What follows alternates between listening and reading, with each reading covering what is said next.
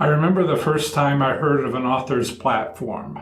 My initial thoughts? What's that? A few years ago, I had an excellent idea for a book and was looking for help. I attended a webinar for a company that offered a white glove service to prepare a book proposal for submission to a publishing house. I purchased the rather expensive service and surprising them by completing the book proposal. After I'd gone through all the difficulties of putting together the different elements of the book proposal, their task was to edit it for me. And I had to insist they complete that task, which they did, but reluctantly. Nowadays, I know that they counted on all the clients not finishing the first part of a book proposal, but I did. I remember the company's owner calling me and saying how much she admired me. Flattery will get you nowhere, but I'm getting ahead of myself. Then I learned publishers wanted authors to have a platform already. What's a platform? Followers are on social media. Nearly a decade ago, that meant being on Twitter and Facebook. With massive followers, literary agents found getting publishers to agree to a book proposal easier, or at least seriously consider it,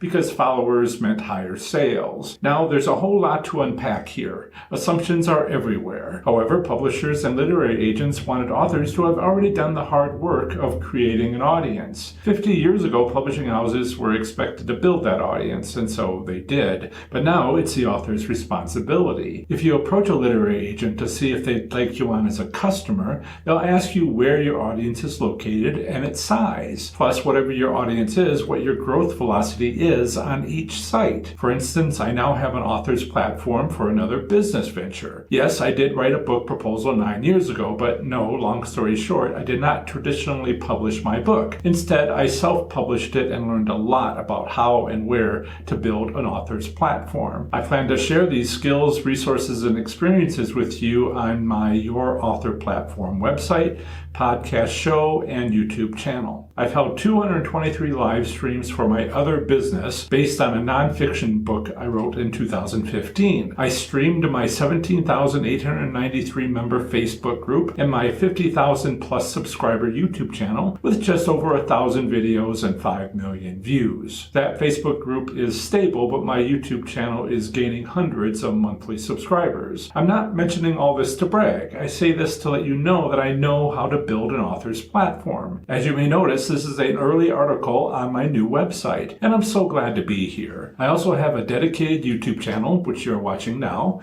podcast, Facebook profile, and Facebook group. I recently set each up. I also spoke about this topic on my first live stream and on my first podcast episode. As we'll discuss in future videos, articles, and podcast episodes, starting a podcast takes a few episodes before it becomes available everywhere, which has happened. First, publish an episode. Next, get it on Apple Podcasts, where it will be distributed to hundreds of apps. And then get it on Ghana, Spotify, iHeartRadio, and all the other specialized destinations. I'm covering what choices I successfully made for my other nonfiction authors platform, the informed choices I'm making for the second nonfiction authors platform, and what choices I'm making for yet another authors platform, which is a fiction authors platform. Science fiction under my pen name, J. Hiram Piesel, is my first initial, middle name, and last name translated into English. To be clear, I successfully built an author's platform for my first nonfiction book, where book revenue was 4.3% of my total business revenue. Put another way, I've made 20 times my book sales with other revenue streams. And so can you. I'll show you how. To start you thinking about building your author's platform, realize you need to do so. Today's internet is fragmented. Yes, there are something like 250 social media sites a decade ago,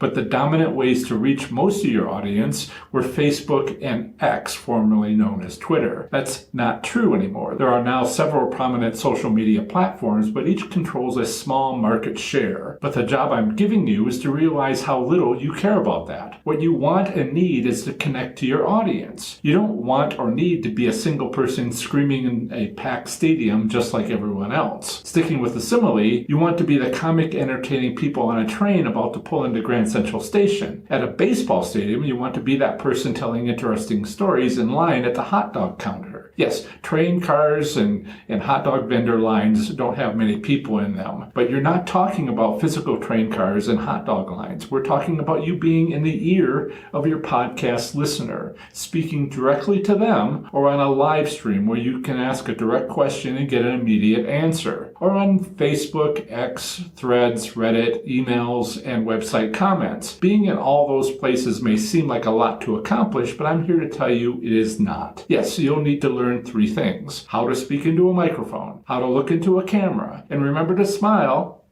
under both circumstances. Yes, even when recording a podcast, because you bet your audience can tell if you're smiling. Explaining all these things and more will take a bunch of videos and articles and podcast episodes, and that hasn't happened yet unless you're listening to this several months into the future. If you are from the future, then hello, future people. One question: do you have jetpacks yet? No? Dang it. You need and want to connect to your audience. Why connect? Because that's how you make money. So why not just say you need and want to make money? Because first, you connect to your audience. Then, a side effect is making money. With today's internet shenanigans, your credibility matters. And it is so easy to tell when all someone wants is your money. If you're not there to connect, everyone will know. It's everywhere. The best way to stand out from those who want money only is to be sincere, if that makes sense. It's so obvious. Please understand the subtlety here. You can and will make money, and haters will say that you're only in it for the money, but being paid for a helpful service isn't scamming anyone. Jealous and envious people ignore this distinction, and so will some of your competitors who have their ulterior motives. Again, that's another topic for a future date. There's so much to discuss. I admit this. Where do you even start? Well, use my example. Go live. Say hello. Talk about what you've done and what you want to do. Move forward. And before long, you'll have a popular YouTube channel, Facebook groups, podcast episodes, website articles, email lists, membership groups, and online courses. I have it for my other business, and we'll have it for this business as soon as possible. I hope you enjoy the ride and get value from it. Your initial thoughts should be that you want and need an author's platform. Why? To connect with your fans and grow more popular. If you're wondering why your author platform can help you, I highly recommend that you watch this video.